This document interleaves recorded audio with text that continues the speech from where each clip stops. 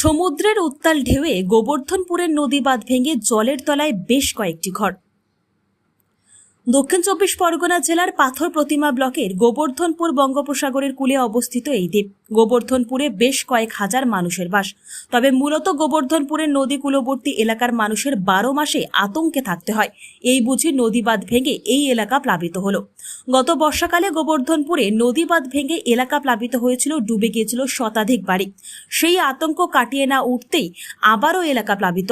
গত বর্ষায় নদী বাঁধ ভাঙার পরে এখনো পর্যন্ত সেই নদী বাঁধ সংস্কার হয়নি, আর সেই নদী বাঁধ আস্তে আস্তে ভেঙে যাচ্ছে।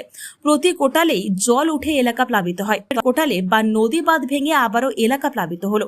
ডুবেছে বেশ কয়েকটি বাড়ি। এলাকার মানুষ চাইছে ভাঙা নদী বাঁধ সংস্কার হোক। নিয়ে খুব আতঙ্কে আছি। আমরা চাইছি যেন আমাদের সুব্যবস্থা হয়। আমরা এটাই সবার কাছে কামনা করছি, আমাদের যেন সুব্যবস্থা করে দেয়। কখন থেকে জলগুলো ঢুকছে? এটা কাল থেকেই জল ঢুকছে আমাদের এখানে। কাল থেকে এমনিতে বর্ষাকাল থেকে জল ঢুকে, কিন্তু কাল থেকে বেশি আমাদের জল হচ্ছে। নদী বাঁধ ভেঙে আজকের এক সপ্তাহ পরপর জলটা আসছে। আজকের আমাদের বাড়িতে এসে ঢুকে গেছে। আমরা আজকের এই বাড়িতে আছি, এখনও ছেলে মেয়ে হাঁস মুরগ সব নিয়ে এখানে আছি।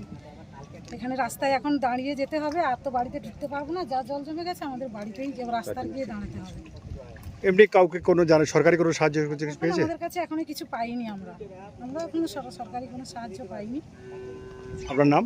আমার নাম অর্চনা মাইতি, গোবর্ধনপুর বাড়ি। স্বামীর নাম রাজু লোচন মাইতি। আমরা এই বিষয়টা বারংবার দেখেছি যে গোবর্ধনপুর এমন একটা জায়গায় পরপর চলে আসছে যে ভার্নাবুল পয়েন্টটা তৈরি হয়েছে। আপনারা সকলেই ইতিমধ্যে জানেন যে গোবর্ধনপুরকে ঠেকানোর জন্য পশ্চিমবঙ্গ সরকার এবং সুন্দরবনের যে রিজিয়ন আছে, সবচেয়ে মনে হয় কোর রিজিয়ন এই জায়গাটা, এটাকে সবাই খুব চেষ্টা করছে যাতে করে এই ভার্নাবুল পয়েন্টটাকে ঠেকানো যায়। কেননা অদূর ভবিষ্যতে এই জায়গাটাকে যদি না ঠেকাতে পারে তাহলে এই সমস্ত সুন্দরবনের যে দক্ষিণবঙ্গের যে জায়গাগুলো এগুলো নিশ্চিহ্ন হয়ে যাবে। সেই কারণে নতুনভাবে একদম সম্পূর্ণ নিউ নেচারে বাঁধ করার জন্য ইতিমধ্যে পশ্চিমবঙ্গ সরকার ব্যবস্থাও নিয়েছে এবং তার জন্য অ্যালিগেশন নেওয়া হয়ে গেছে এবং এখানকার মানুষজনকে পুনর্বাসন দিয়ে নতুনভাবে বাঁধ তৈরি করার প্ল্যানিংও হয়েছে।